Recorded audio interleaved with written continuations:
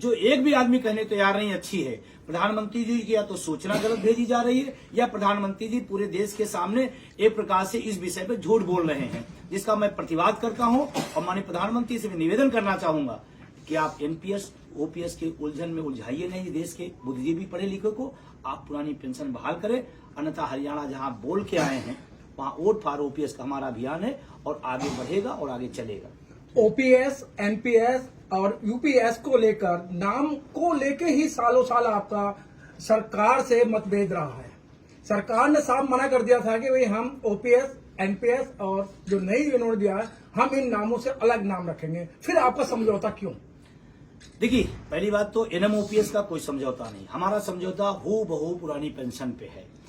अब जिस सरकार पिछले 20 साल से एनपीएस को खूबसूरत बता रही थी, एनपीएस की बड़ाई कर रही थी, अचानक इसका मतलब एनपीएस खराब हुई आज की सरकार दृष्टिकोण में।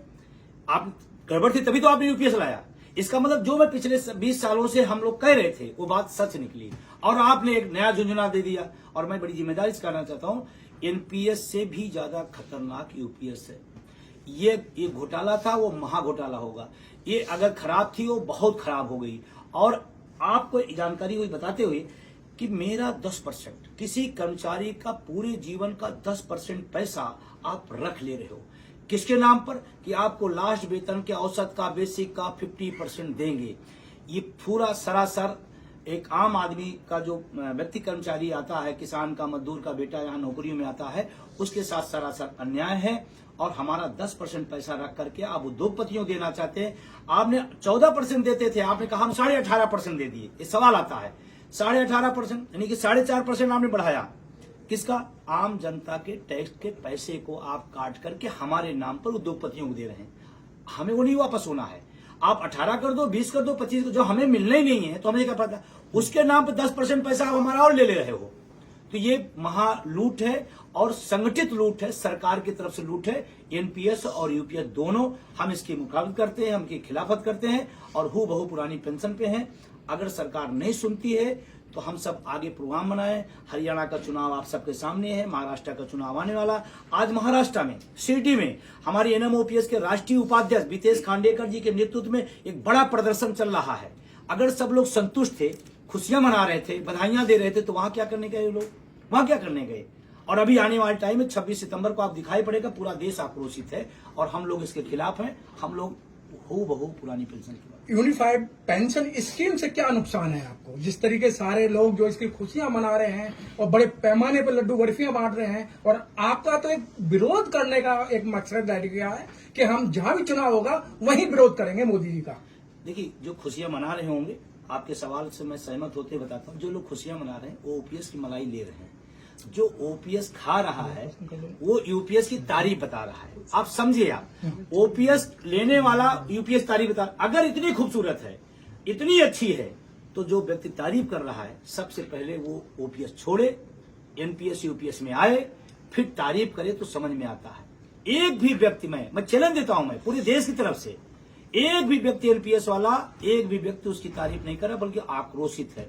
वो लोग कर रहे हैं जो लोग सरकार से मलाई खाते हैं, ओपीएस की मलाई अलग सिखा रहे हैं। डबल इंजन की सरकार में डबल मलाई खा रहे हैं। बंधु जी, आपने दिल्ली के रामलीला मैदान को ऐसा खचाखच भर दिया था डीएन सिंह के नेतृत्व में। सरकार के कानों पे जू नहीं रहेंगी। उसके बाद मध्य प्रदेश का चुनाव हुआ, पूर्ण बहुमत से उन्होंने सरकार बनाई। तो आप कहते थे कि भाई जो ओपीएस पे वोट देगा हम उसको सहन करेंगे, तो ये रिजल्ट उल्टे क्यों? देखिए, मैं जानकारी आपको दूं। देखिए, जो शिक्षक कर्मचारी है पूरे देश का जनसंख्या के अनुपात में 3 से 4% है। जहां तक मध्य प्रदेश की बात है, किसकी सरकार नहीं बनी, किसकी बनी, वो विषय नहीं। 230 सीटों में, ऑन रिकॉर्ड में बात कर रहा हूं, निर्वाचन आयोग की वेबसाइट पर चले जाइएगा, 230 सीटों पर 199 सीटों में पोस्टल बैलेट में भाजपा सरकार वहां हारी है। यानी कि कर्मचारी अपने मुद्दे पर, हमारे आह्वान पर एकजुट रहा।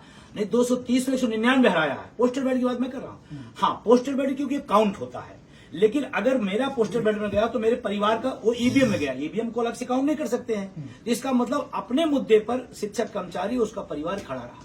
अब हारने और जीतने के तमाम सारे कारण हो सकते हैं, जो हारे हैं, जो जीते वो समीक्षा करें। हमारा मुद्दा जीता है, मैं पहले दिन से और आज भी कह रहा हूं, हमारा मुद्दा वहां भी जीता था जहां की आप बात कर रहे हैं। अगली योजना क्या है आपकी?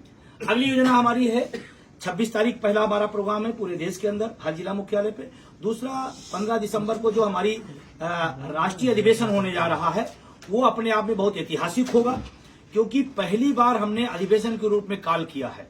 और अभी एक जानकारी बताते हुए दुख भी हो रहा है कि आज हमारा 6 बजे से बहुत शांतिपूर्ण प्रोटेस्ट था, कैंडल मार्च राजघाट पर, जो शांति के दूत रहे पूरी दुनिया के अंदर महात्मा गांधी थे, उस पर हम लोग शांतिपूर्ण कैंडल मार्च उसके खिलाफ करने जाते हैं। ये वर्तमान सरकार पहले इंडिया गेट पर उन्होंने हमारा परमिशन निरस्त किया, उसके बाद फिर उन्होंने भेज दिया राजघाट। राजघाट में हमारी टीम मंजीत राणा जी और उनकी टीम नेतृत्व करते हुए उस चीज को लिया, फॉर्मेलिटी में 3 दिन लगाया और लास्ट दिन उन्होंने कह दिया कि नहीं आप नहीं कर सकते।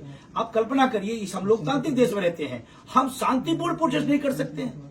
हम कोई बाहरी लोग तो है नहीं, हम लोग इसी देश के नागरिक हैं। क्यों ऐसा किया गया? और मैं इसका विरोध करता हूं, इन लोकतांत्रिक मूल्यों का और जो मौलिक अधिकार है उसका हनन है। और आपके माध्यम से कहना चाहता हूं दिल्ली सरकार को, दिल्ली के प्रशासन को, यहाँ के जो तमाम अधिकारी हैं, बार बार एनएमओपीएस का नाम आते मान निरस्त कर देते हैं, कहते हैं अरे आपके पास भीड़ बहुत है, आपके पास संख्या बहुत है।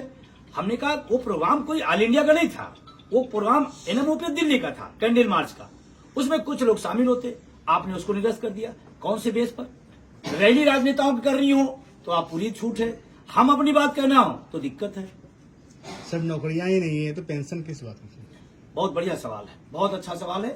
और मैं इस बात के लिए मुझे खुशी है कि मेरे एनएमओपीएस की टीम लगातार जो निजीकरण सरकार द्वारा किया जा रहा है, सरकारी विभागों का, सरकारी संस्थाओं का, वो खतरनाक है और देश के नौजवानों का साक्षाल है।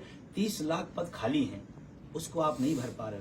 आपका एमपी एमएलए की सीट एक दिन खाली नहीं रह पाती, 6 महीने के अंदर आपने रूल्स बना रखा कि उसके अंदर अंदर हो जाना है। तो 6 महीने कोई वैकेंसी खाली रहे उसके ऊपर आप क्यों नहीं जाने रहे? हम उसकी भी मांग करते हैं कि नौकरियां भरी जाए और निजीकरण जो है वो बंद किया जाए, क्योंकि निजीकरण ही एनपीएस एक उसी का रूप है। तो मैं इसके खिलाफ में हूं। और अभी तो आपने यूपीएस की बात की थी, उसको मोटा मोटा मैं बता दूं, 10% पैसा एक कर्मचारी का काट लिया जा रहा है पूरी जिंदगी। अगर एक छोटा भी कर्मचारी है, 10% पैसा पूरी जिंदगी, कम से कम 30 लाख 40 लाख होगा, चपरासी जो होगा। 30 लाख रुपए लग करके आप 6 लाख देने की बात कर रहे हो, पहला नुकसान।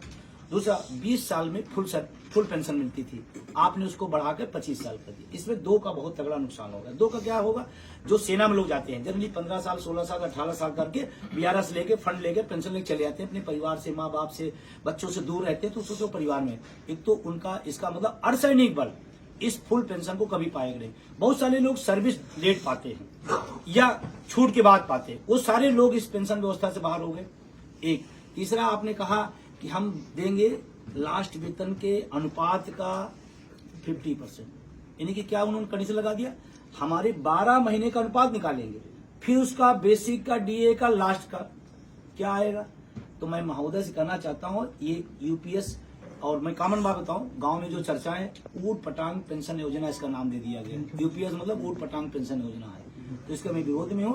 और मैं चाहता हूं देश में पेंशन बहाल हो। 4 राज्यों के अंदर हम लोग संघर्ष करके बहाल कराए हैं, आने वाले समय में हम लोग और उसको मदद से लड़ेंगे और आगे बढ़ाएंगे। ठीक है, थैंक यू।